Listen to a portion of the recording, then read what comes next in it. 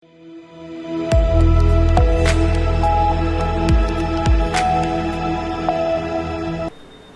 के कार्य को देखते हुए आज छत्तीसगढ़ के पूर्व गृह मंत्री ताम्रध्वज साहू सहित रिसाली कांग्रेस महापौर और पदाधिकारियों ने कांग्रेसियों के साथ हो रहे भेदभाव को लेकर दुर्ग कलेक्टर से मुलाकात की।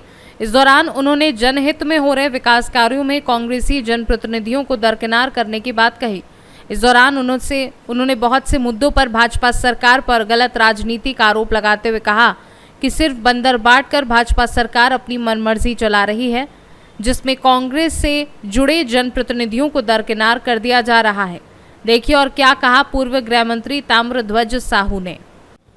दुर्ग ग्रामीण विधानसभा क्षेत्र के बहुत सारी मूलभूत समस्याएं थीं और लगातार हमारे क्षेत्र के जनप्रतिनिधियों द्वारा, जनता द्वारा ये बात उठाया जाता रहा है। अपने अपने तरीके से आवेदन देना, धरना करना किया जाता रहा है। पर मैं आज अपने सभी जनप्रतिनिधियों के साथ कलेक्टर से समय लिया था, सभी बिंदुओं पर चर्चा करने के लिए ज्ञापन के रूप में दे करके। तो आज 11 बजे का समय था, हम सब लोग आए, कलेक्टर चेम्बर में बैठे और बैठ करके उनसे अपनी मांग जो जानकारियां हैं उसको दिए भी और एक एक बिंदु पे चर्चा भी किए। जैसे भारतमाला एक जो बन रहा है उसमें हमारा थनौद बिरेझर चंगोरी है, वहाँ पर पानी निकासी का नहीं बन रहा है। नदी में ब्रिज तो बन रहा है, नदी में जो पानी पास होगा, लेकिन बाढ़ के दिनों में नदी के इस तरफ आएगा वो पूरे खेत और वो सड़क बंद का काम करेगा, पार का पानी पास नहीं होगा तो पूरा फसल बर्बाद होगा और गांव में बाढ़ की स्थिति निर्मित होगी। तो एक उसके लिए नीचे पानी पास होने का बनाने का मांग रखा गया। उसमें हमारा धनौरा के आसपास के जितने गांव हैं उनमें मुआवजा का था भारतमाला प्रोजेक्ट में, उसकी बात हम लोगों ने कही। काफ़ी दिनों से लंबा विवादित प्रकरण है। तीसरा परमाल कसा एक रेलवे लाइन जो हमारा बोरीगार का पुरई होते हुए गुजर रहा है, उसमें काफ़ी गांव की रजिस्ट्री को रोक लगा दिया गया है। तो उसको कलेक्टर साहब से हमने कहा कि रेलवे से आ गया है कि कौन कौन सा गांव का कौन कौन सा खसरा नंबर की उनको आवश्यकता है, उतने के रोक लगाकर बाकी को रिलीज़ किया जाए ताकि रजिस्ट्री का कार्य सुगम रूप से चले। उसके बाद में डीएपी खाद की कमी की बात हम लोगों ने उठाई। जगह जगह प्राइवेट में डीएपी खाद बिक रहा है, लेकिन सरकारी हमारी जो एजेंसियां हैं वहाँ डीएपी खाद नहीं है। अभी 1-2 दिन 4 दिन पहले बेमेतरा की ओर लगभग 600 बोरी या 600 क्विंटल डीएपी खाद प्राइवेट वाले लोग ले जाते पकड़ाए।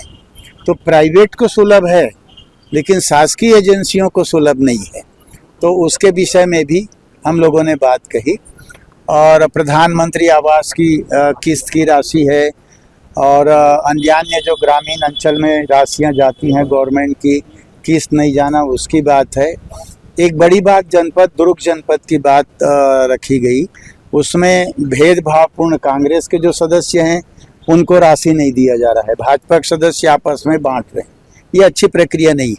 पिछले बार मैं यहाँ का विधायक था, मंत्री भी था, ये लोग बहुमत के आधार की बात करते हैं। 11 हमारे हैं, 13 बीजेपी। पिछले बार 18 हमारे थे, 6 में 3 बीजेपी 3 निर्दलीय। लेकिन हम लोग सबको समान रूप से करवाते थे, सबको बराबर बंटवाते थे, देते थे। यहाँ तक कि मैं अपने मंत्री स्वेच्छानुदान की राशि भी 24 को देता था कि आप लोग बांटो। तो हम लोगों ने भेदभाव नहीं किया। हम लोग चाहते हैं कि सामाजिक राजनीतिक समरसता बनी रहे। तो एक आग्रह उनसे किया फिर से। वैसे रिसाली नगर निगम क्षेत्र का है, वहाँ की कमिश्नर न महापौर की सुनती, न एमआईसी मेंबरों की सुनती। महापौर एमआईसी की जो मीटिंग होता है न उसमें आती है। राशि जो रिसाली निगम के लिए आता है उसको यहाँ एमआईसी में स्वीकृत करना चाहिए, पास करना चाहिए। तो रायपुर से सूची बन के आ जाता है उनके मंत्रालय और डायरेक्टरेट से कि इस काम के लिए इतना रुपया, इस काम के लिए इतना रुपया, और वो सूची सारी बीजेपी के पार्षदों की होती है। 1-2 दिखाने के लिए 1-2 काम कहीं कांग्रेस के पार्षदों का कर दें तो बहुत बड़ी चीज़ है, बाकी होता नहीं। मनरेगा काम का भी हम लोगों ने जिक्र किया कि इस साल मनरेगा काम बिल्कुल नहीं चला। पिछले बार आप लोग जानते हैं हमारे पदाधिकारी लोग धरना दिए, प्रदर्शन किए, तो चालू किए 2 दिन 4 दिन 1 हफ्ते के लिए, बाकी नहीं किए तो और कार्य योजना। दुर्ग से सीनू संवाददाता धर्मेंद्र गुप्ता की रिपोर्ट।